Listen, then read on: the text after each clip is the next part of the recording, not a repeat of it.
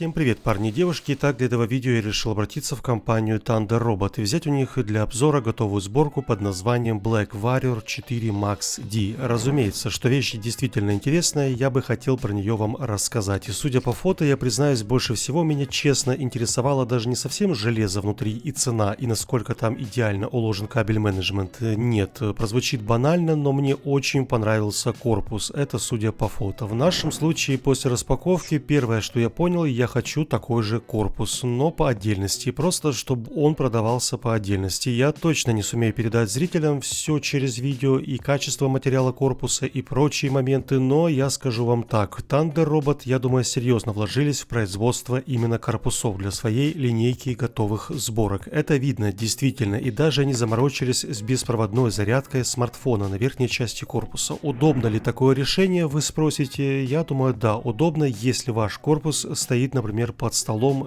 как в моем случае. Из интересных моментов я бы еще отметил съемную переднюю панель. Она, кстати, может быть с разными украшениями. Если нужно, их можно заменить по вашему усмотрению. В общем и целом по корпусу, я думаю, все озвучил. Теперь, наверное, самое время посмотреть, что у нас внутри. А внутри есть о чем вам рассказать. Итак, процессор, значит, у нас i5 12400 со встроенным видеоядром на 6 ядер, 12 потоков. Далее материнская плата на чипсете B660, видеокарта RTX 3070 Ti, SSD накопитель на 1 терабайт и блок питания на 750 Вт и плюс 16 оперативы на частоте 3200 одной плашкой. Вот это уже прям интересно. Я понимаю, что 16 оперативов на канале это вынужденная мера из-за того, что материнка имеет всего 2 слота под оперативу и лучше как бы поставить 16 одной плашкой и потом, если вам нужно, вы еще добавите 16 и будет 32. Мы же понимаем, что именно так рассчитывали сборщики во время сборки этого компьютера, но и в то же время мы все понимаем, что именно это первое и сделает человек после покупки данного компьютера. Он влезет внутрь, снимет пломбу и поставит еще 16 оперативы. В общем, довольно спорный момент, но я думаю, это не финальная сборка и вариации будут и другие, которые сумеют учитывать все потребности геймеров.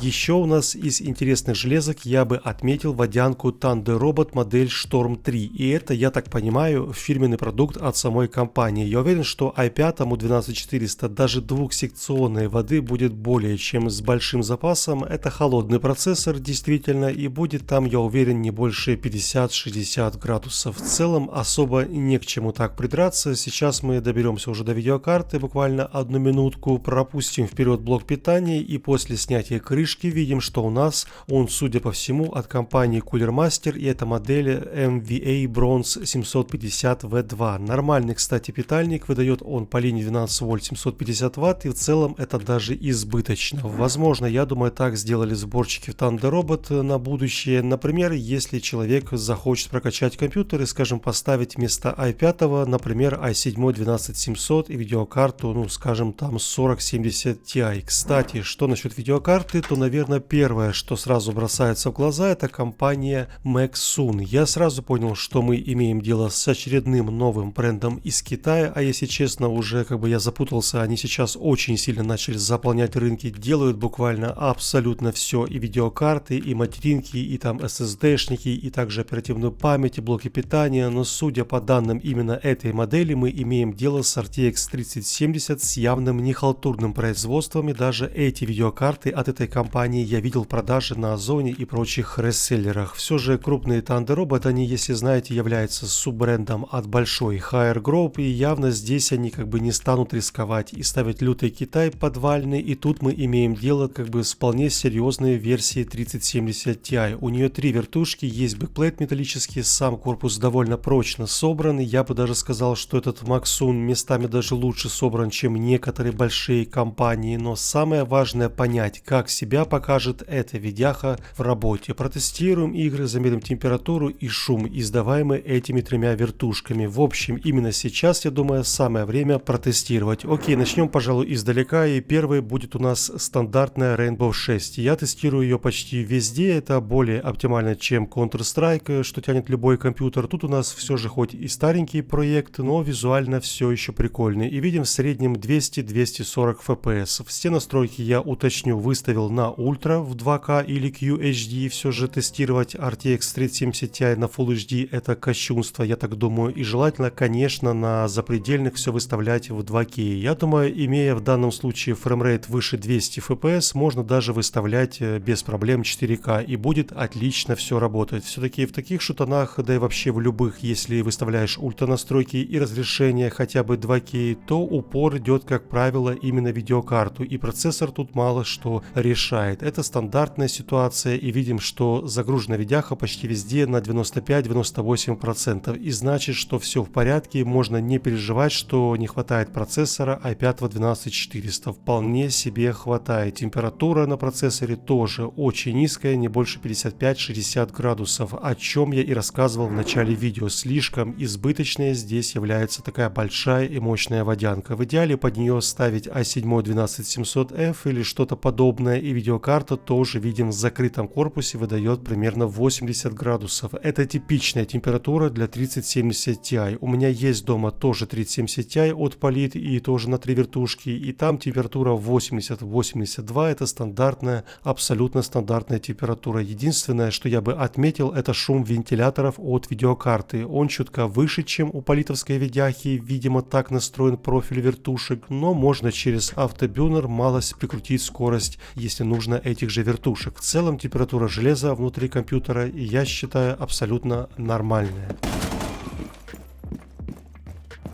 Окей, движемся далее, теперь закинем третью часть Ведьмака, то есть обновленный с трассировкой лучей. В настройках я включил, значит, DLSS в режиме производительность, все эффекты тоже включены, а вот сами настройки текстур и прочее я оставил на высоких. Почему я не выставил ультра, вы спросите? Да все просто потому, что Ведьмак с лучами именно явно затачивался под 4000 серию RTX, и 3070 Ti не поддерживает, насколько вы знаете, DLSS 3.0, так что там выставлять слишком высокие настройки не стоит, иначе мы не получим как бы заветные 60 FPS. В любом случае трассировка лучей включена полностью, именно это я и хотел проверить, и как видим, у нас в разрешении 2К в среднем от 40 до 60 FPS. Бывает, конечно, в сложных локациях просадки до 38 FPS шелеста, и это уже как бы вопросы к оптимизации после обновления третьей части, но так в целом в простых условиях можно перемещаться на 50-60 кадров в секунду, и это, еще раз напомню, с включенным RTX, и если выключить именно трассировку, то, понятное дело, будет прирост больше 100 FPS, но сейчас не об этом. Хотелось проверить мне именно Ведьмак с включенными лучами. Не скажу, что я в восторге от увиденного, все еще как бы требуется оптимизация, но уже хотя бы я отмечу, что можно даже пройти игру и даже с таким FPS, а до этого, если помните, тут даже и мечтать как бы не приходилось про 50-60 кадров. Таким образом подтянули немножко Ведьмака, но еще остались, конечно, падения FPS и микрофризов, как бы хоть и стало меньше, но все еще они присутствуют.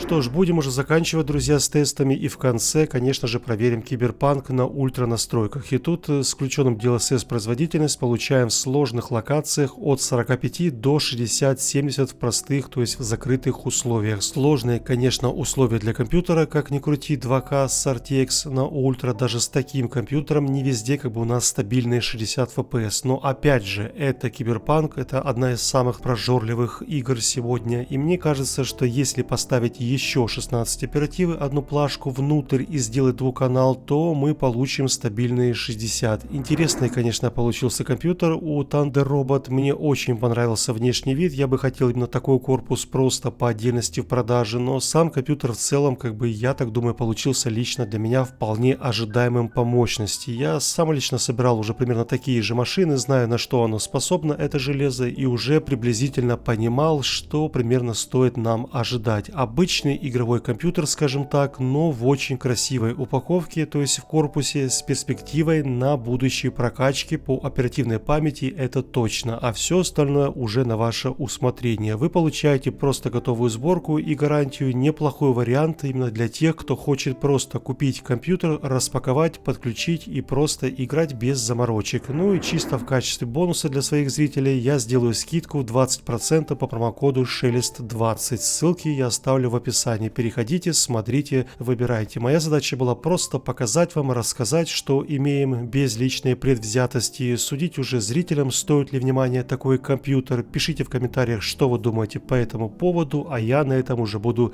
заканчивать. Всем еще раз я желаю не болеть и увидимся уже очень скоро. Всем до связи. Пока-пока.